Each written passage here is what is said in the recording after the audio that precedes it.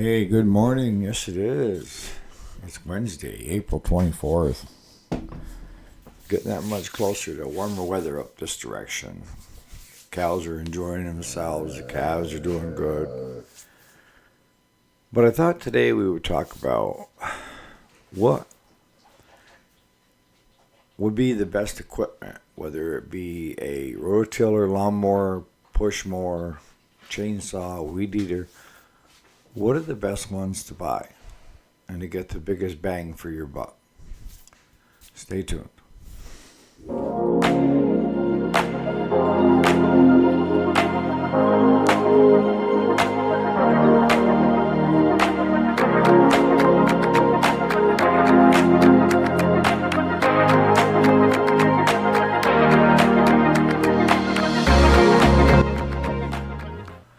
All right, so welcome back. If you didn't know, my name is Eric, and I do the weekday show Monday through Friday.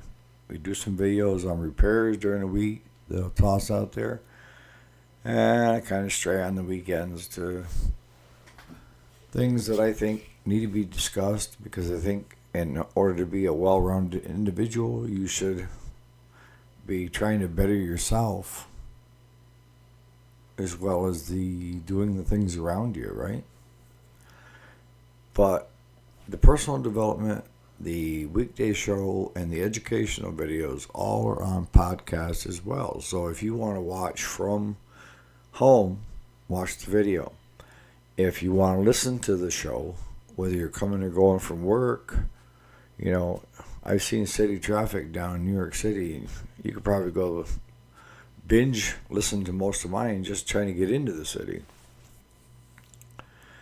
All right, so today we're going to be talking about what is the best equipment out there to buy for your money. And it's a tough one for me because I'm more interested in how well you take care of things. See, some things are very unforgiving, while other things are forgiving. But it still comes down to you, how well you take care of your equipment. Now, I recently bought a used John Deere mower. It was 10 years old. There wasn't a scratch on it. And the guy would bring it out, mow his yard. When he's done mowing his yard, it had a hose feature. And he hooked up the garden hose to it, and turned the water on, started the blades, washed out the deck. He always blew off the deck when he was done mowing so there'd be no grass on it. And he'd take a dry rag and just lightly clean any dirt or dust that got on it. I mean, that thing was immaculate. It's 10 years old, 260 hours on it, and it looked like it just rolled off John Deere's showroom. Now, we recently did one that was 3 years old. And from the looks of it, it looked like it was 35 years old. It was never garage kept, never kept up. The guy didn't check the oil, never cleaned the deck, never had it serviced, and then brings it to us because it's not running right. And that machine had cracks in the cowl, rips in the seat. I mean, it was abused. So I can tell you, this product here will do you well for long term, right? But I can't because I don't know you as an individual and how well you take care of it. Do you place a value on it, or is it just a means to an end, And I'm not trying to get down on anybody. If you don't take care of your equipment, you don't take care of it. If you don't take care of it, it's not going to last. So simply trying to mow your lawn is going to get expensive if you're replacing your lawnmower every 2 to 3 years, right? I've got customers that had a Poulan Pros, Craftsman chainsaws, Remington chainsaws from way back. and they look immaculate, and they still run. And the main reason was and is because they take care of their stuff. They have pride in it. You know, everything is stored properly. And with their saws and stuff, that I have one guy that's got the old Remingtons, and what he told me is that he doesn't use stabilizer, even though it's two-stroke system. He simply dumps the gas out if he's not going to be using it over a longer period of time, and then he starts the saw up and just lets it run the carburetor, and he squirts in a little bit of two-stroke oil and just lets it coat everything. And he said, and that keeps everything lubricated and brand new. He says he smokes pretty good when I first started, but I already know I got a little bit of two-stroke oil in the fuel tank, so I just simply add the correct mixture of gas and fuel oil when I get ready to use it. He's not the first one I've heard do that. Now, if it's just a means to an end, a lot of times, you can tell. You got the faded cowls, because most of them are plastic, right? They're all faded. They're cracked and busted because they ran into things, or they flipped it open and it snapped on the hinges. So it held on by pop rivets or zip ties. I've seen it all. What's the best way to maintain and keep something over a long period of time, and what are the best products? It's you as the individual taking care of it and having value. To me, I'm the culprit. If there's an issue with something that I own, it's because of something that I haven't done. Now, most of my stuff, I'll admit, we drive it like we stole it. Serious. On my farm equipment, on my tractors, they receive, regular maintenance, and the other stuff is left to its own devices until I get time to repair it. So a lot of times, if I'm right in the middle of haying and I have something break, but I can get by for the time being, I do, instead of fixing it when I should have fixed it. My lawnmower is the same way, but I do keep that undercover. I've had my zero turn, it's a John Deere. It's almost 20 years old. I've had to replace the seat because the wood actually rotted. They held the seat on, so I put a new seat on it. Other than blades, belts, and batteries, I've done nothing else. I may have tubed one of the back tires, but most often in the spring of the year, my tires get soft, but I blow them up because, and they hold air, so. But it'd be easier to talk about how to maintain the equipment for longevity than it is to tell you what are the best equipment for longevity.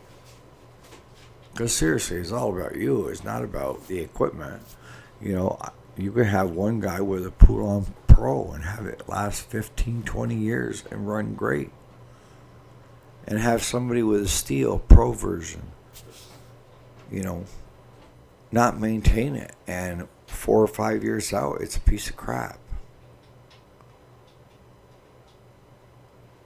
The stuff can't maintain itself. It needs the individual. And if you can't do it, then have a shop do your services at least on it. And if you have a place to get it in undercover and off the ground, is even better. One of the biggest things that I see with push mowers and riders are they're left out in the elements where the deck and the wheels are flat on the ground, or they're parked in a building that has like a dirt floor. And both of them are going to take and cause rust on that deck. It will also cause tires to crack from dry rot. So if you're doing that, the longevity of your deck and your tires are going to be limited. Whereas if you could get them off the ground and the deck off the ground, I know a lot of guys that maintain themselves and they do a great job. At the end of mowing season, they pull the decks right off and clean the decks, and they hang them on the wall, basically, or up against the wall. So they're not on the unit for the winter months.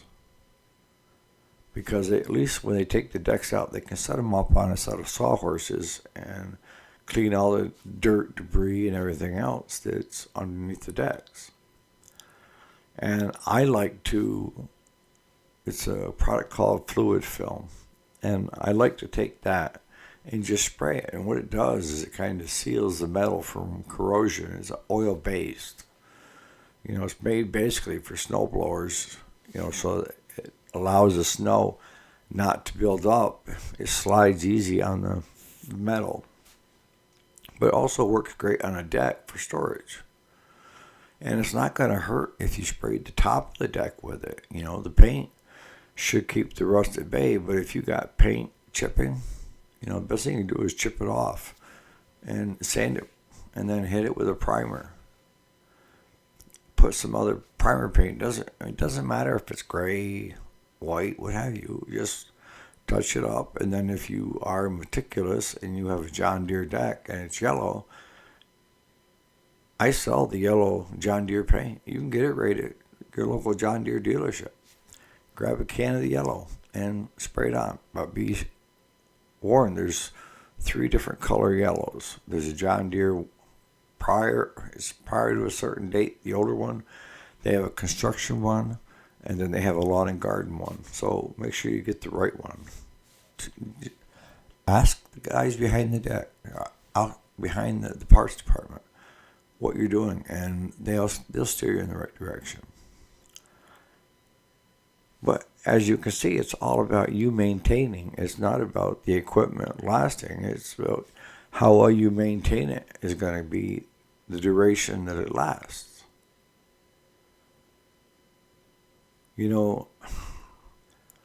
Most people,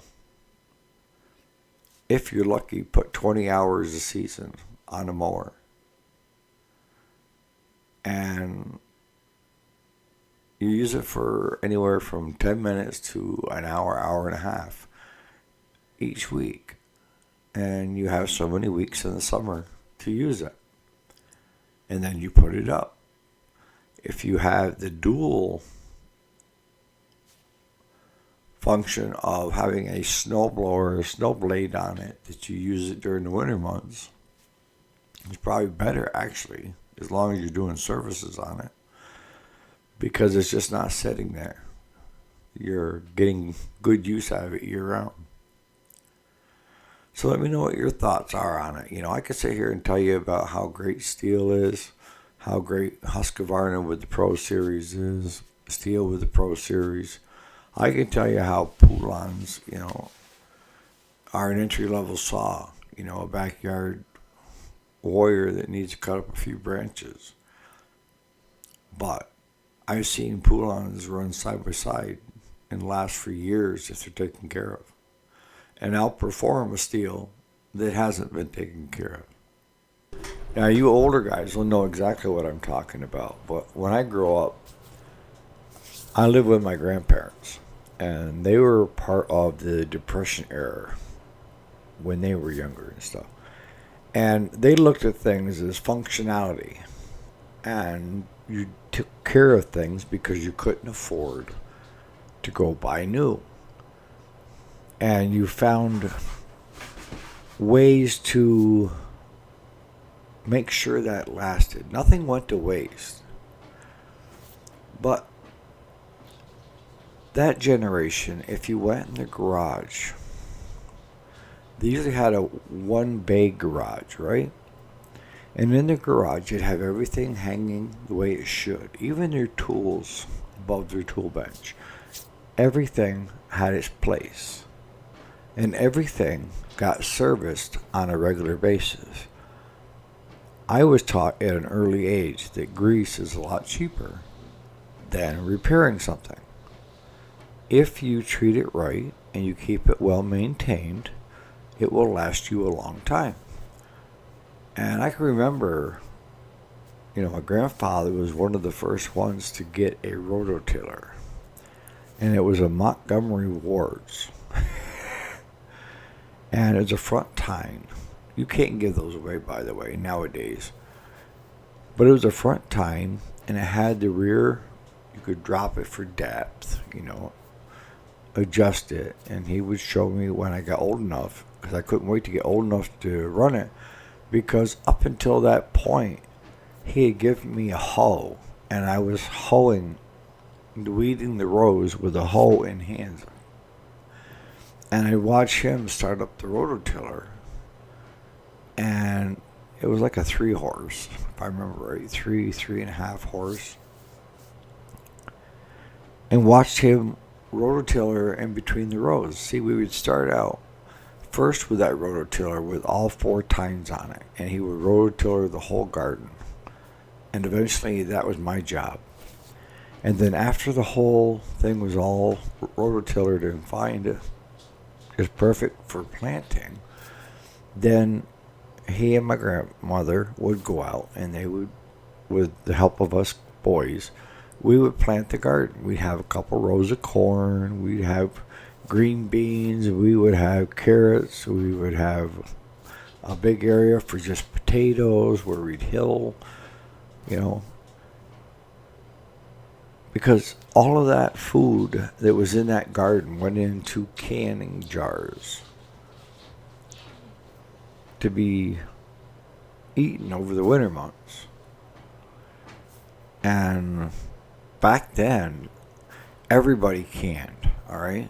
They didn't have a lot of freezer space, but they had spaces down in their basements or food pantries for their canned goods. And they could reuse the jars. They just had to buy new lids. The one part of the lid that seals it. But everything had its place, and they took very good care of what they had. Sharp difference of what I see today.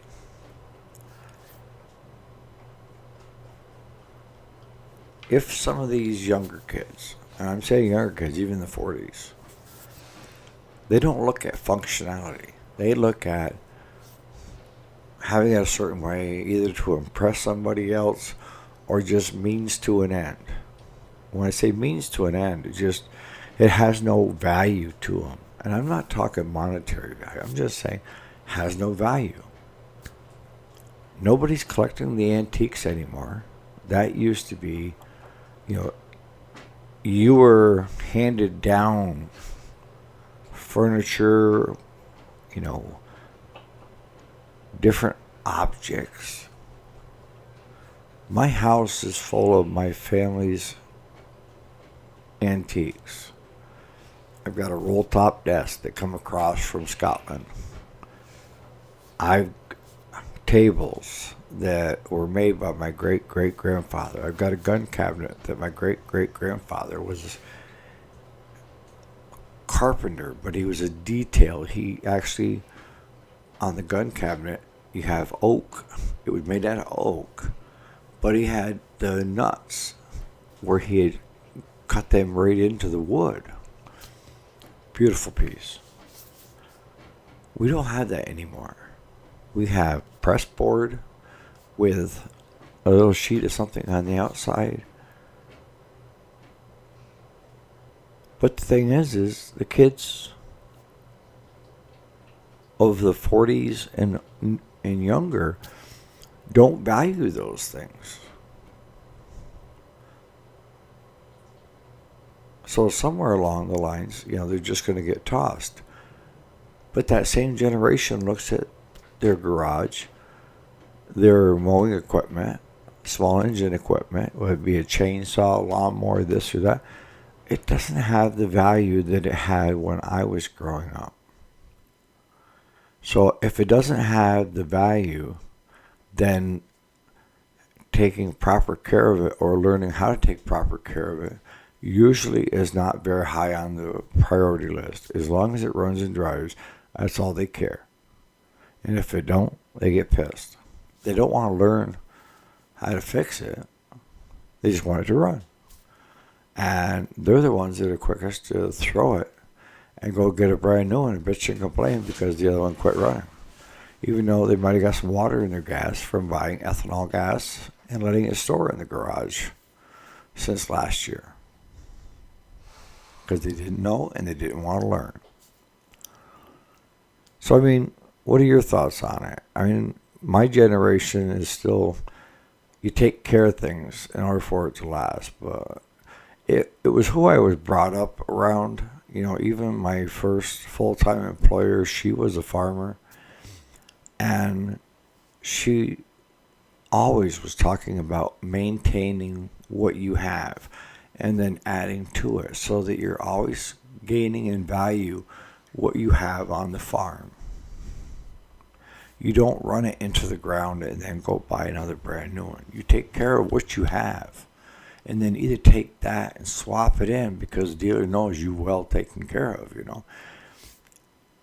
Or you keep it and you buy another new one and now you've got that other tractor that's got value on the farm. So on that note, you guys have a great Wednesday. We'll see you here bright and early tomorrow morning. And on that note, if you could like, share, and subscribe, that'd be super. All right.